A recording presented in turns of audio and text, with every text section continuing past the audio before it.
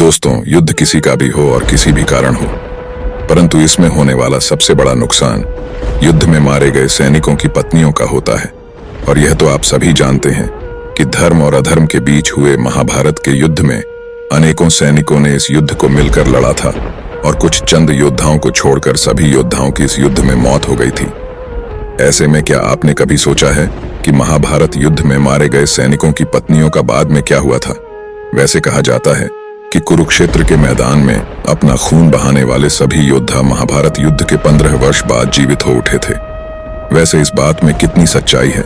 क्या हुआ था महाभारत युद्ध के बाद बची हुई विधवाओं का? और क्या सच में उस युद्ध के 15 साल बाद सभी योद्धा जिंदा हो गए थे? जानेंगे इन सभी सवालों के जवाब आज की अपनी इस वीडियो में, इसलिए हमारे साथ अंत तक जरूर बने रहे। दोस्तों, महाभारत के युद्ध के बाद युधिष्ठिर का हस्तिनापुर के नरेश के रूप में राज्य अभिषेक किया गया। दोस्तों, कहा जाता है कि पांडवों की सेवा से हस्तिनापुर की प्रजा बहुत खुशहाल थी। यहाँ तक कि युद्ध में विधवा हुई स्त्रियां शोक में अक्सर रोया करती थीं, पर इसका जरा सा भी आभास राजा को होने नहीं देती थी। दोस्तों, ऐसे समय बीतता गया। धृतराष्ट्र और गांधारी को पांडवों के साथ रहते हुए 15 साल गुजर गए। फिर धृतराष्ट्र ने सोचा कि पांडवों के आश्रय में रहते हुए अब बहुत समय हो चुका है, इसलिए अब मेरे लिए वानप्रस्थ आश्रम का पालन करना यानी वन में रहना ही उचित होगा।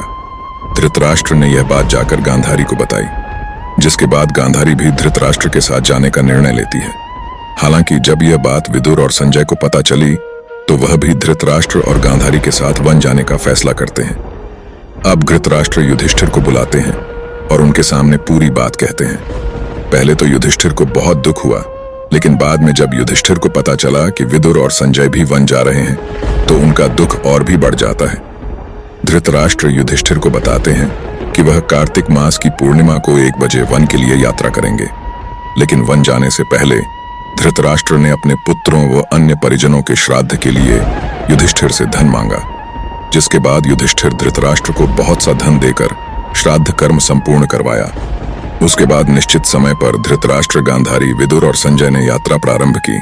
इन सभी को वन जाता देख पांडवों की माता कुंती ने भी वन में निवास करने का निश्चय किया।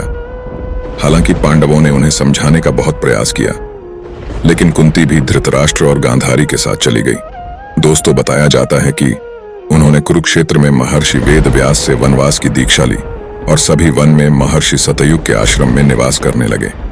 वन में रहते हुए धृतराष्ट्र घोर तपस्या में लीन हो गए। कहा जाता है कि धृतराष्ट्र का तप इतना कठोर था कि उनके शरीर का मांस सूख गया और सिर पर साधुओं की तरह जटा हो गई, और साथ ही गांधारी और कुंती भी तप में लीन हो गए। विदुर और संजय इनकी सेवा में लगे रहते और तपस्या किया करते थे। इस तरह वन में रहते हुए धृतराष्ट्र आदि को 1 साल बीत गया। उधर हस्तिनापुर में एक दिन पांडवों में सबसे छोटे सहदेव के मन में यह बात आई कि वन में रह रहे अपने परिजनों को देखा जाए। उन्होंने यह बात अपने पांडव भाइयों को बताई। इस प्रकार पांडव अपने पूरे परिवार के साथ वन जाने की यात्रा प्रारंभ की। पांडवों के साथ में नगरवासी भी थे जो धृतराष्ट्र आदि के दर्शन करना चाहते थे।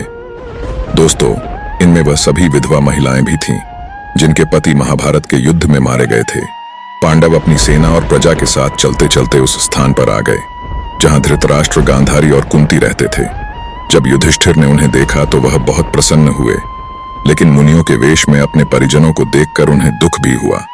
धृतराष्ट्र, गांधारी और कुंती भी अपने पुत्रों और परिजनों को देखकर बहुत प्रसन्न हुए, लेकिन जब युधिष्ठिर को वहां विदुर जी कहीं दिखाई नहीं दिए तो युधिष्ठिर ने धृतराष्ट्र उनके बारे में पूछा। धृतराष्ट्र ने बताया कि भवन में कठोर तप कर रहे हैं।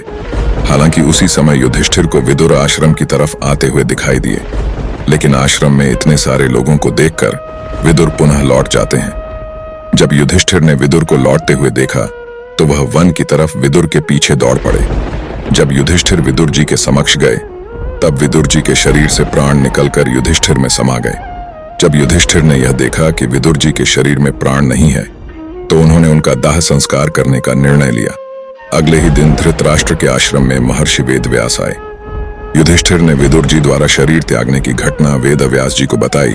तब वेदव्यास जी ने बताया कि विद्युत धर्मराज यानी यमराज के अवतार थे और युधिष्ठिर भी धर्मराज का ही अंश है, इसलिए विदुर जी के प्राण युधिष्ठिर के शरीर में समा गए। सबसे मिलने के बाद वेदव्यास वापस लौटने लगे।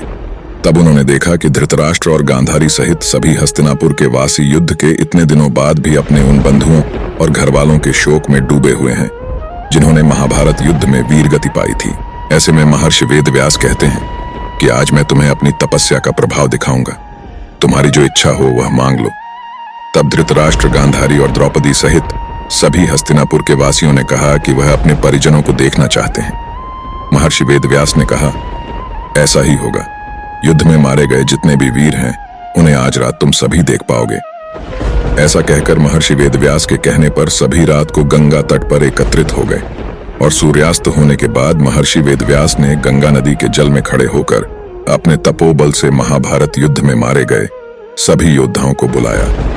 थोड़ी ही देर में भीष्म, द्रोणाचार्य, कर्ण, दुर्योधन, दुशासन, अभिमन्यु, धृतराष्ट्र के सभी पुत्र, घटोत्कच, द्रौपदी के 5 पुत्र, राजा द्रुपद, शकुनी, शिखंडी सहित महाभारत युद्ध के सभी योद्धा जल से बाहर निकल आए। अपने मृत परिजनों को वापस से अपने सामने देखकर सभी हस्तिनापुरवासी बहुत प्रसन्न हो गए। कहा जाता है कि महर्षि वेदव्यास ने धृतराष्ट्र और गांधारी को दिव्य नेत्र भी दिए थे ताकि वह भी अपने पुत्र को देख सकें। जब सभी ने अपने अपने परिजनों की बात की तो उन्हें विश्वास हो गया कि उनके परिजन मृत्यु लोक के सभी कष्टों से मुक्ति पाकर अब अन्य लोक में प्रसन्नता पूर्वक रह रहे हैं। अपने मृत परिजनों के साथ कुछ पल बिताकर सभी के मन में जो शौक था वह समाप्त हो गया। यह मुलाकात सिर्फ एक रात की ही थी।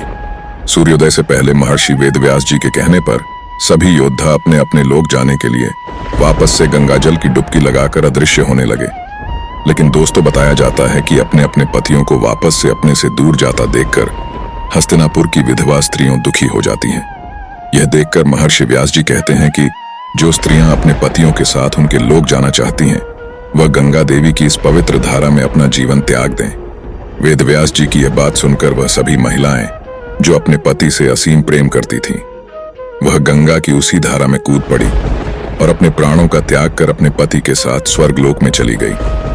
तो दोस्तों, इस तरह महर्षि वेदव्यास की वजह से महाभारत युद्ध के 15 वर्षों के बाद युद्ध में हुई विधवा स्त्री को यह सौभाग्य मिला कि वह अपने मृत पति के साथ स्वर्ग चली गई। दोस्तों, हम आपके लिए बहुत मेहनत कर